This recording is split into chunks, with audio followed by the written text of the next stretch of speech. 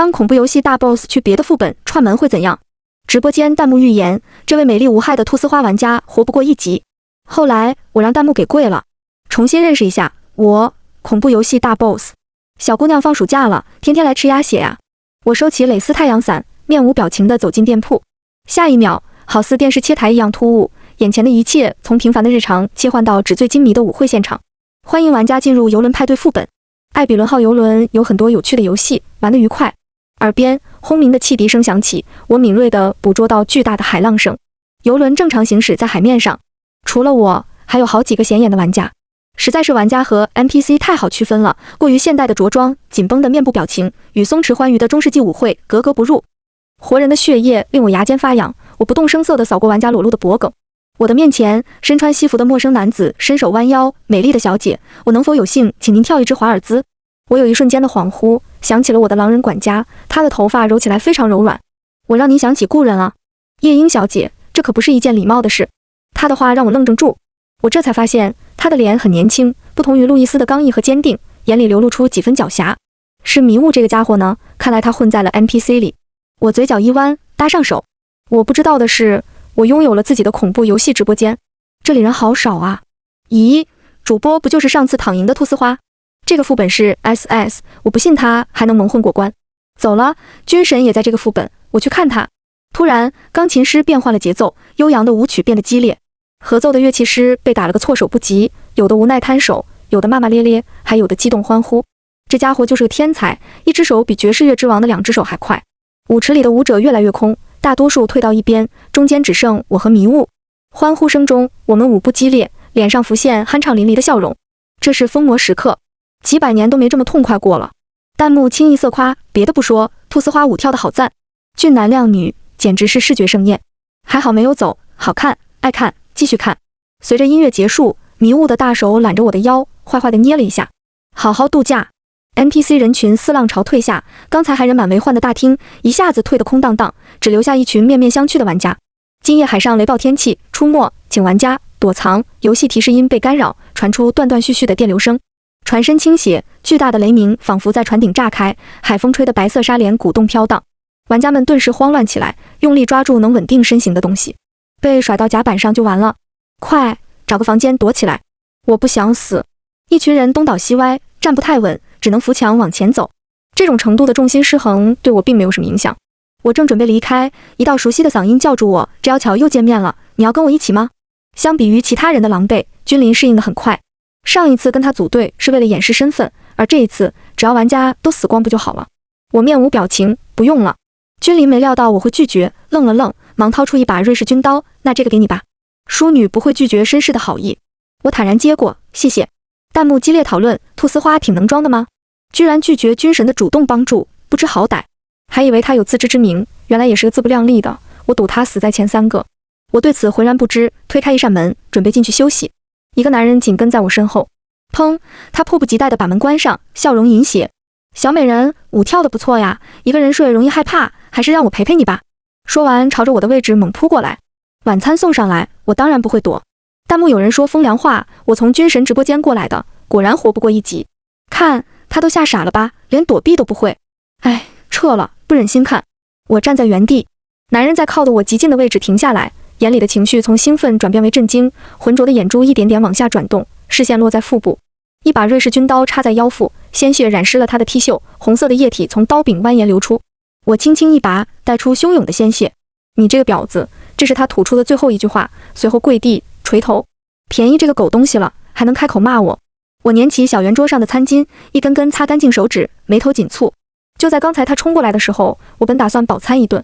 窗外的雾气弥漫进房间，迷雾在我耳边叮嘱：注意点，监控无处不在。等等，监控，我敢说，自从进入人类社会，监控是我最害怕的东西。一旦暴露，我又会被抓回恐怖游戏当 NPC。弥漫的血腥味让我有些烦躁。餐点都上桌了，却亲手打饭算什么事啊？弹幕快速刷动，卧槽！这姐们一声不吭把人杀了。什么菟丝花，这是食人花吧？人狠话不多，爱了爱了，不过是杀个弱鸡，至于这么激动吗？谁知道是不是男的自己撞上去的？可我还是觉得他的眼神给人如芒在背的感觉。海浪声中传来穿透力极强的歌声，歌喉空灵动听。这歌声不简单。甲板上一个个玩家往前走。有人撞到我的肩膀，我蹙眉回头，玩家眼里漆黑，魂不守舍，走到船边，不顾惊涛骇浪，一跃而下。君临正在焦头烂额的阻拦，见到我忙招呼：“你快想想办法！”他们都被歌声迷惑了，他们跟我有什么关系？我转身就走。就在这时，大厅里的钢琴忽然自己弹奏起来，海浪拍在甲板停住，船身固定在一个倾斜的角度，一名跳到一半，即将被海水吞噬的玩家悬浮在半空。时间在这一刻停滞，是钢琴声暂停了时间。君临大喜，有 NPC 在帮我们赶紧想办法救人。没兴趣，比起救人，我对琴声更感兴趣。弹幕讨论：兔丝花不救人是对的，别把自己搞死了。好冷血，还是军神善良？人家军神是富二代总裁，都屈尊降贵要救人，凭什么兔丝花不去？空旷的船舱里，静止的一切事物中，有一架钢琴正在地板上滑动。是的，滑动。黑白键诡异而自发的暗动，银色光亮在我眼底一闪而过。我看清钢琴前坐着的男人，身穿西服，头发潦草，双手在键盘上快成残影，是死去的幽灵，也是被称为天才的钢琴师。钢琴从面前划过之时，我跳坐上琴凳。他惊讶地看我一眼：“嘿，你看得见我？”我在钢琴上按下几个音 ，Absolutely， 这是在用音符交谈，也就是说，音符和26个字母之间有一个对应关系，按下一个琴键就能拼写出相应的单词。他愣了会，笑了笑，应该是看懂了我隐晦的表达。看来你有些不方便，你不是普通人吧？我 No， 原来如此，太好了。艾比伦号属于大海，而不是废弃的海岸，你可以帮我把它重新推入大海吗？我捏着下巴考虑。他一边弹着琴，一边说：“作为报酬，我有通往银月的钥匙。”我从游戏来到人类社会后，了解到银月是恐怖游戏总部，但是没有人知道它藏在哪里。我按下一串音符 Bill， 弹幕里充满 Days， 有没有搞错？还以为会弹琴，这按的是什么？就是不会装会，还不如一起救人。走了，去看军神。此时，钢琴师对我发出邀请，身为船员，我有义务救着船上的玩家，但还差2只手，我请求你助我一臂之力。这家伙一个人就具备4手连弹的能力，难不成还想6手连弹？我也有100来年没弹过钢琴了。琴声陡然激昂起来，男人食指翻飞，迅猛而专注。我笑了笑，指法跟上，因为我的加入，琴音变得更加完整。弹幕炸了，我靠，我看见了什么？兔丝花竟然跟得上，范儿看着挺足，但也说不定是乱弹琴。放屁！学过音乐的都知道 enduring movement 有多逆天好吗？关键是兔丝花还弹得游刃有余，我的天啊，他除了跳舞还会弹琴，每一样都不只是学个皮毛，他还有什么是我不知道的？吸血鬼最宝贵的财富不是城堡，不是领地，而是无休止的生命。嫌命长，那都是无聊时偶尔的矫情。毕竟有了永生，才能体验到各种经历，又演绎各种人生。实在无聊，睡个几百年来看看世界的变化，也是一件相当有趣的事情呢。在我和钢琴师合奏之时，船内外也发生了变化。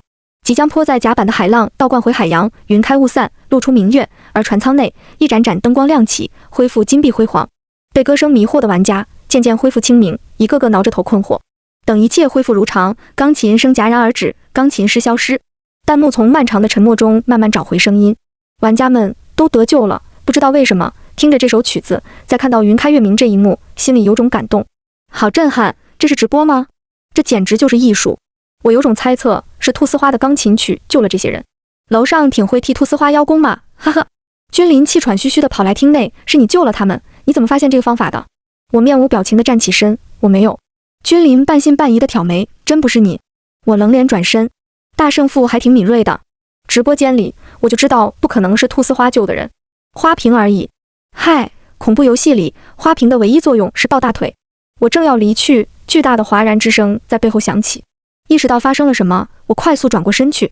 大厅正中间悬吊着一大袋美金，钱用渔网兜着，震撼盛大，就像开启一个潘多拉魔盒。玩家都仰起头颅，有的惊叹，有的无言，大部分眼神里都装了贪婪。游戏深谙人性，比起冰冷的数字，人类对赤裸裸的现金更亢奋。恭喜通过第一关的玩家，现在你们看到的是1亿美金。接下来每个人将会分发得到3张道具牌和3颗命星。命星转移只有2种方式，一是通过对局输赢，2是赠与。注意，失去所有命星的人会进入小黑屋，出小黑屋则需要用掉6颗命星。听到这里，很多人发笑，既然进去的时候失去了所有命星，怎么可能用2倍出来？当然，拥有3颗命星以上的玩家可以活着下船，并可兑换美金。君临对钱没兴趣，只想活着过关游戏。问：如果不赌呢？不进行对赌，就刚好有3颗命星保证下船。游戏结束前，每位玩家必须进行3场以上赌局，否则视为自杀。这是逼人下场。星星数更少的玩家做出的对局邀请不容拒绝。赠星视为组队，禁止暴力。1块巨屏亮起，玩家人数87100，奖池金额3900美元万，兑换比例13美元万命星。有13人死在了第一关，87人瓜分3900万美金，每人可以分到44.8万美金，约300万元人民币。弹幕里讨论，君临身价怎么也比300万多？某种意义上来说，这游戏真的做到了人人平等，哈哈。我猜这下菟丝花会主动找人组队了吧？这里面他就认识君临，刚刚才拒绝人家，现在真是天道好轮回。一群服务生开始发牌，迷雾亲手将牌发到我手里，好玩的刚开始。我冷哼一声，玩？你明明是想让我拿到银月的钥匙。迷雾委屈眨眼，没良心的夜莺小姐，你知道我的处境多危险吗？早日端掉银月，我们才能在一起。我一把抓过命星，谁想跟你在一起？3张牌分别是石头、剪刀、布。赌桌前，大部分人都选择观望。有个男人悄悄走到我身边，小姑娘，我发现了游戏一个 bug， 可以直接通关。我挑眉看他，男人贼头贼脑，说话时压低了声音。我这人其实没什么追求，就想用这3颗星下船，但是游戏不是要求玩家至少对局3次吗？我在想，如果我们商量好每次的出牌顺序，就可以打成平局。男人说完，用真挚的目光盯着我，你觉得怎么样？我的声音很冷，没兴趣。他不甘心，3次平局以后，既完成了对局要求，又保证了3颗星，不是两全其美？还是说你有更好的下船办法？你觉得我很好骗？男人因为我的这句话面容僵硬，讪讪离开。我走到吧台，服务生低头端给我一杯红色鸡尾酒，背过身擦杯子，酒杯送到唇边，我愣住，仰头喝下，空杯用力放回吧台。饿了还要？迷雾抬起头来，好言相哄，这下不气了吧？他又递过来一杯，指尖触碰到我的指尖，一并传递过来人类的温热。我更喜欢自己狩猎。我眯眼，你给我把碍事的监控搞定。迷雾摩挲着我的指骨，我还只能短暂替换掉一些画面，乖，你忍忍。替换掉画面，难怪迷雾对我肆无忌惮，原来是自己给自己开后门。手指猝然离开，迷雾若无其事地低头擦杯子。嘿，君临在人群中找到我，眼睛一亮，你没组队吧？我们一起。我微微侧身，君临信誓旦旦，比起陌生人，还是熟人更值得信赖。听说君先生爱做慈善，那些应该也是陌生人。我勾起一侧嘴角，不好意思，我暂时不想和你组队。弹幕刷动，呵呵，谁给他的勇气呀？妈的，气炸了，居然敢这么和军神说话，他不会以为上次通关是靠的自己吧？而且我觉得刚才那个男人想的办法很好，他戒备心太强了，是不是有被害妄想症呢？刚粉上就脱粉，我倒要看看他靠自己怎么下船。君临没料到我再次拒绝他，有些无奈的耸肩。好吧，他坐到吧台前，吩咐服务生给我也来一杯他喝的。迷雾点头，动手调制，不一会儿推过去一杯红色的鸡尾酒。君临端起来喝了一口，眉心蹙起。迷雾笑着问：好喝吗？他的眼里藏着戏弄。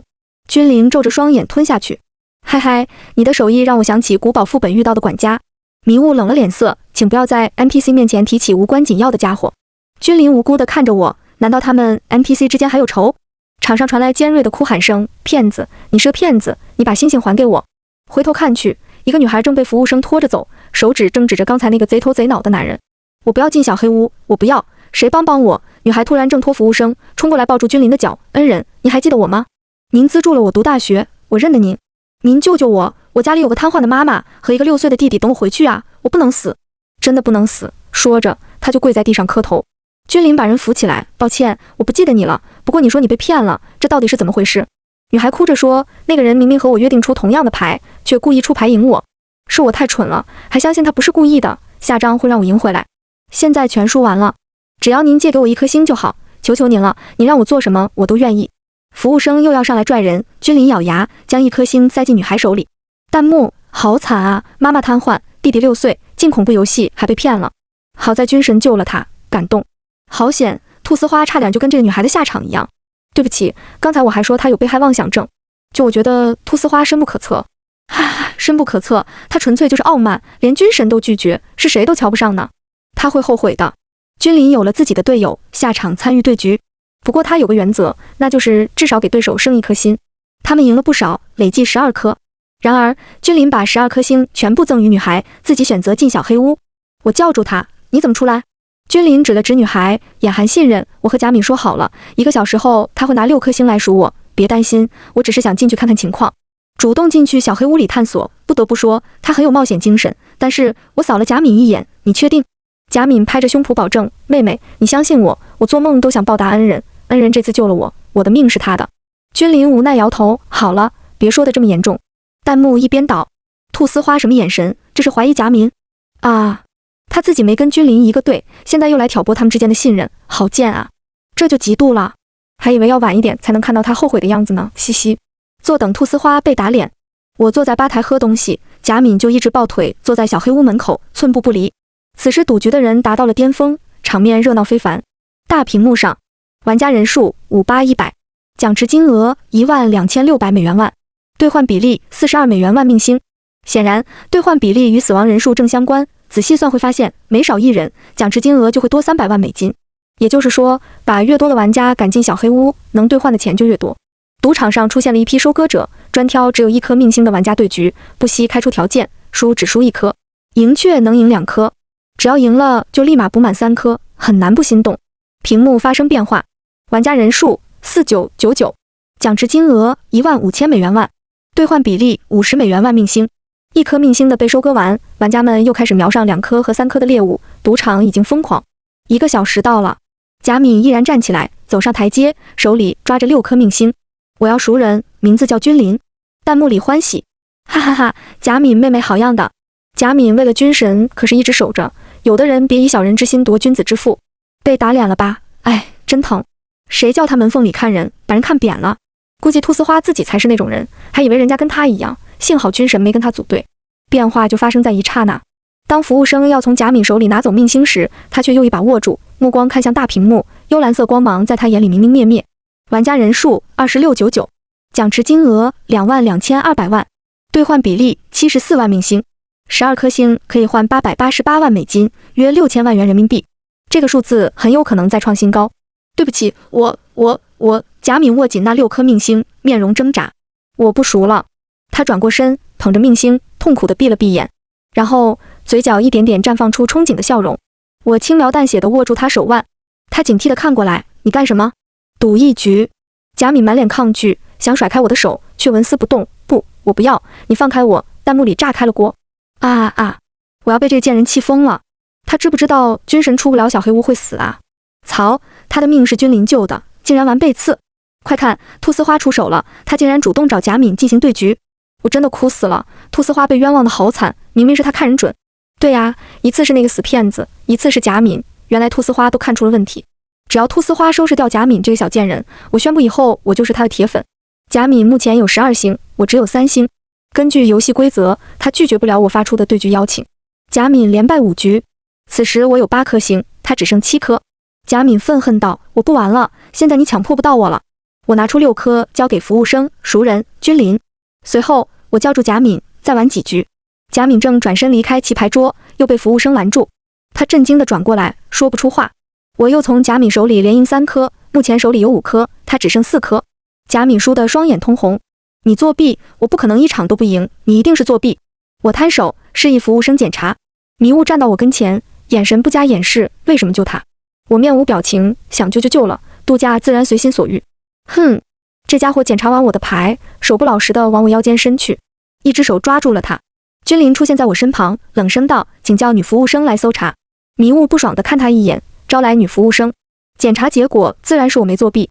君总，我赎了你以后，他就故意向我发起对局邀请，现在我们的星星不够了。贾敏抹着眼睛流泪，是我没用，你一定要赢回来。我面无表情的鼓掌。君临垂下眸子，神色莫变，你是说是你赎的我？贾敏眼神闪烁，抱住他的手臂，现在不是说这个的时候，你快赢回来啊！君临甩开他的手，脖子青筋鼓起，怒吼：我在里面什么都看得见。贾敏后退一步，你都看见了？君临眯眼，你说你收过我的资助，那你说是哪个基金会？原来你都看到了。贾敏眼神忽然好似变了个人，破罐子破摔，什么基金会？我骗你的，我没有瘫痪的妈妈，更没有6岁的弟弟，就连名字都是假的。贾敏，贾明，你骗我？我想让你救我而已，有什么错？你做了这么多好事，多做一件又怎么了？我救了你，你却想让我死在小黑屋里。我没有，我原本也想救你，可是你知道那是多少钱吗？那是我一辈子都挣不到的钱。君临气笑了，摊开手，命星还我。贾敏拼命摇头后退，可君临点名要同他对局，通过赢1颗交给我1颗的方式，君临让贾敏输的只剩1颗为止。现在我有7颗，君临1颗。贾敏跪在他面前，拽住裤腿，3颗星才能活着下船。我错了，你原谅我这一次好不好？救救我！他失去一切，哭得好可怜，连有些不明真相的群众也面露不忍。君临踢开他，面容冷酷，你本来就该死，我真后悔救你。啧，大圣父成长了。弹幕风评逆转，人心险恶呀！我要是进去游戏，怎么死的都不知道。妈妈问我为什么哭，谁懂啊？我的男神被我骂的人救了，我真不是东西。错怪好人，我也眼瞎。其实菟丝花挺有个人魅力的，叫什么菟丝花，人家有名字，从此刻起，请尊称她夜莺小姐。夜莺小姐，夜莺小姐，我救了君临，她很感激，谢谢。怪我一听她受过我资助，就相信了。君临沉默了一会儿，你为什么救我？我再次匀出2颗给他，我不就没用的东西。大厅内响起游戏提示，艾比伦号即将靠岸，恭喜留下来的玩家们，接下来只需要最后完成一个任务就可以回家了。人人面露欣喜，太好了，终于结束了。什么任务？请玩家杀掉队友。满厅哗然，什么？杀掉队友？刚才还并肩作战的队友，转瞬就成了敌人，人人自危。贾敏看过来，眼神里幸灾乐祸，因为现在君临和我是队友。语音播报接着说，没有队友的，选择1名命星数不足3颗的杀死。命星数不足3颗的，场上只剩1人。贾敏丢弃了队友，即将要面对1对多，好几双眼睛狩猎般盯上他，他满目惶恐，接连后退，不要杀我，不要杀我。等待他的是抢夺式的人头收割。别的玩家都在上演同时操割，我在甲板上吹海风。漫漫长夜终于要过去，天色不再那么灰暗，海天一线的地方4度上了一层淡金色。君临面容平静，我的命是你给的，这一局该让你赢。他取出一把匕首，锋利的光芒照亮他的金丝眼镜，眸光越发坚定。祝你好运，再见。他将匕首插入心脏，闷哼一声，单手撑地，鲜血溢满白衬衣。我一直冷冷看着，没什么反应。弹幕很低沉，不要死，我不准你死。夜莺小姐，求你救救他，他是个好人，他救了好多人，谁能救救他？我从来没有像此刻一样觉得这是个垃圾游戏。我受不了了，我既不想君神死，也不想夜莺小姐死。起雾了，监控里的画面被不动声色替换。迷雾走过来，牵我的手被虔诚地贴在他额头。夜莺小姐，我好像也会暂停时间了。一个吻落下来，迷雾捧着我的头，霸道地碾压在我的唇。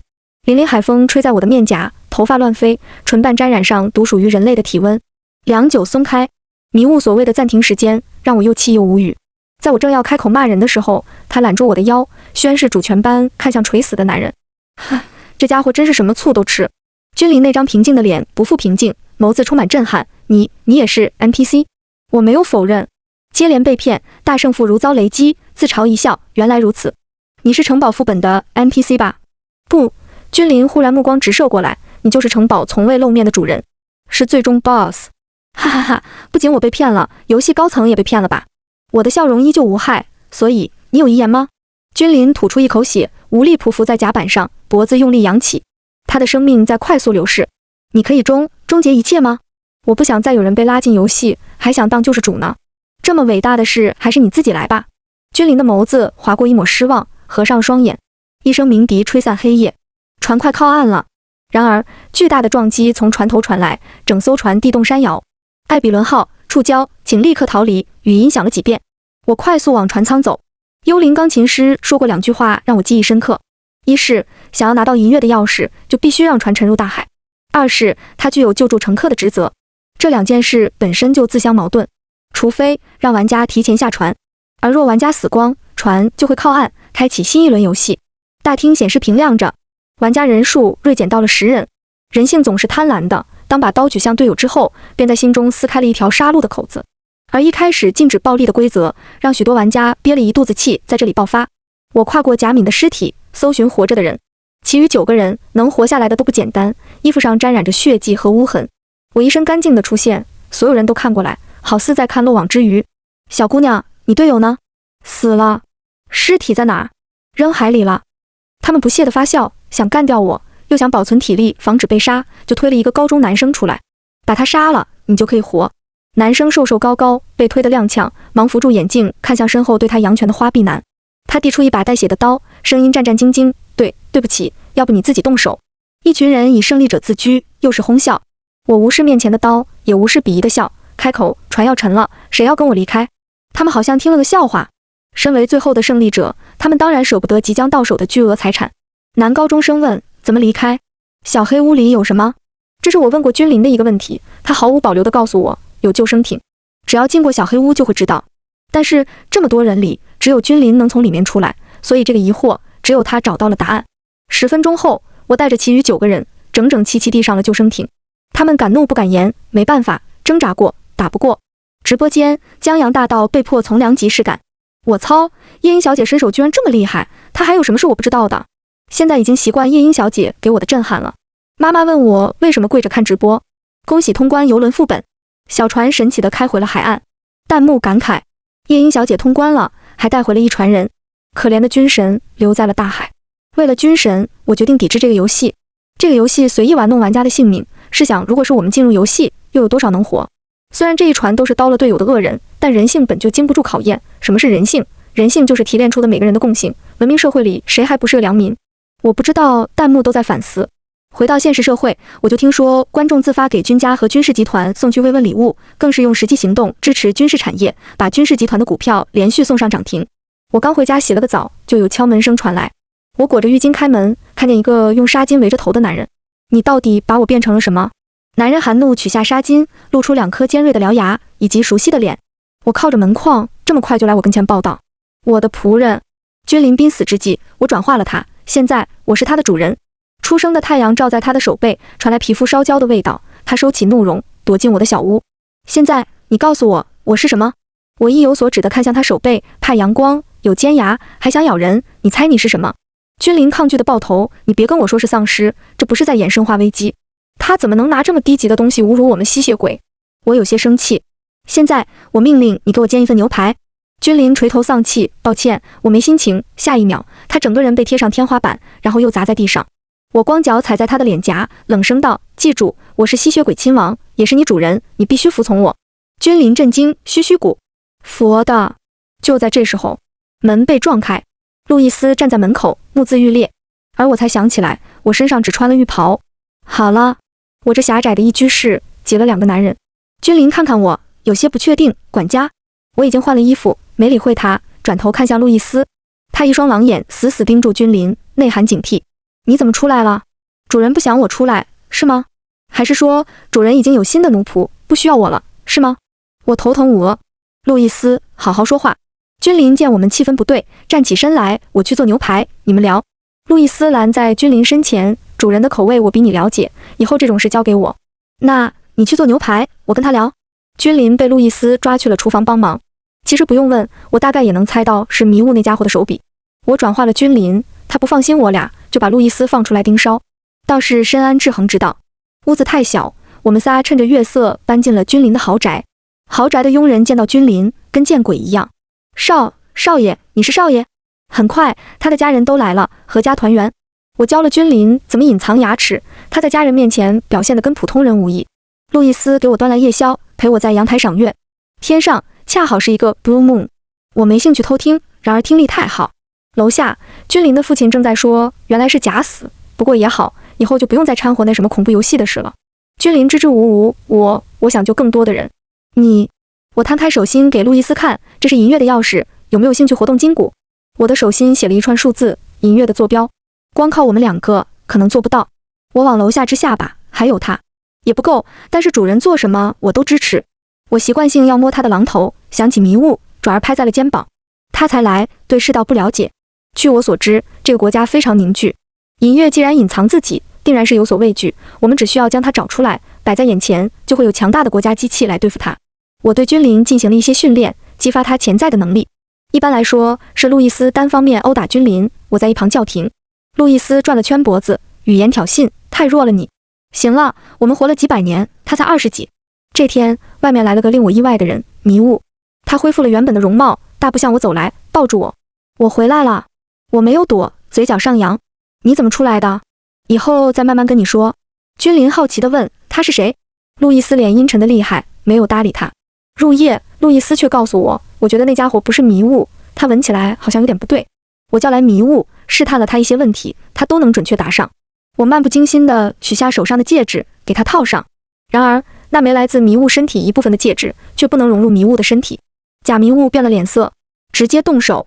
大片的灰雾弥漫开来，无力感从四肢蔓延上来，我虚弱得像一个普通人。你果然不是迷雾，他人呢？假迷雾冷漠无情地开口，我就是迷雾。他为你产生了自我意识，已经被销毁，我是新的迷雾，为了困住你而存在。销毁，银月不容背叛者，销毁的下场他早该想到。你们现在乖乖跟我回副本。微风吹动我鬓边的黑发，挠在脸上痒痒的。迷雾的话重新在耳边响起，记住，我是为你而生，如今迷雾也为我而死。我们3个和假迷雾打了一架，银月忌惮迷雾，假迷雾被调低了数据，并不是我们的对手。没几天，我们出发。君临买了3张头等舱。飞机窗外，雨水淅淅沥沥砸在机翼上。因为极端恶劣的天气，航班已经推迟了一次又一次，这一次终于起飞。君临试着活跃气氛，这是你们2个第一次坐飞机吧？没有人吭声，他讨了个没趣。路易斯牵起我的手指，同样低落。主人，如果可以，我宁愿为你死的是我。我抽回手，垂下眸子，别说傻话，你是我的家人，他是爱人。我猛然惊觉，原来我对迷雾早已有了感情。飞机落地以后，君临又带我们行了很远的路程，开车，骑骆驼，坐标就在沙漠的中心，空阔的只有沙子。好热，我讨厌夏天，讨厌暑假。君临把自己蒙得严严实实，吸血鬼都是。夜晚，他们坐在帐篷里，分析银月到底在哪里。我抱腿坐着，仰望夜空，地上没有，也有可能在天上。路易斯化身成狼，从沙丘腾空飞跃，以月亮为背景照出狼的轮廓，穿透云层。没有。君临头疼道，我查了，这一片都是禁飞区，否则还可以用无人机飞上去看看。不用了，我们看不见，有东西能看见。我说完，手腕抬起。过了很久，天边飞来黑压压一片蝙蝠。君临恍然大悟，超声波，原来是用超声波。小家伙们受到我的召唤，在头顶盘桓，越飞越高。一旦探测到物体，就振翅飞向目标。渐渐的，蝙蝠挨个扑上去，为我勾勒出一个奇观，密密麻麻的黑点趴在一颗无比硕大的蛋形透明空间之上。银月找到了。君临立刻拍照联系媒体，网络的速度十分快，不过10分钟，铺天盖地的转载，火爆全网。又过了10分钟，热度被莫名其妙撤掉。直升机从4面8方赶来。君临轻推眼镜，我们走吧，剩下的交给国家。我站在沙丘上仰头，迷雾就在这颗蛋里面，走吧，我们要是暴露了，会被拉去做实验。管家，你劝劝。3分钟后，我站在了最高军官面前。吸血鬼，他诧异极了。我轻抬眼皮，露出猩红的双眸以及尖利的牙齿。霎时，一把手枪指着我的头颅，这种感觉很不爽。我偏了一下脖子，手枪全部弯曲。最高军官相信了我是吸血鬼，你突然暴露自己，是有什么目的或要求？如果他们没有这个能力拯救迷雾，我就抹去他们的记忆。他的话让我松了口气，我们正好有数字生命方向的科学家，可以试一试。作为交换，我配合试验，这是划算的交易。接下来，我依然住在外面，偶尔会接受一些身体检查，最多的检查就是抽血，比我以为的关在实验室好得多。银月受到了来自军方的攻击，恐怖游戏副本全面暂停。直到某一天，我又见到了最高军官。我们已经占领了银月内部，但是数据和资料都已经被摧毁了。抱歉，我们的交易，您可以选择终止。我轻轻合上眼皮，泪水从眼角滑落，戒指吻在我的唇边。我和路易斯回到了城堡，这里恢复了安详。昼伏夜出的蝙蝠，木讷的无头女佣，吵吵闹闹的银甲骑士，再也没有玩家打扰，也没有迷雾对我的镇压，更没有既定的游戏走向。我终于明白，永生对吸血鬼是一种惩罚。君临偶尔会来做客，我们也会保持微信联系。尽管城堡藏在森林里，依然跟上了现代化的步子。他给我家安了许多智能化的东西，他还带来一个硬盘，这里面原本是迷雾的数据，而我把自己关在阁楼里，自学数字生命。100年搞不定，就200年；200年搞不定，就300年。戒指是迷雾最后的希望。夜莺小姐，该起床了。迷雾在我耳边轻唤。天黑了。是啊，天黑了。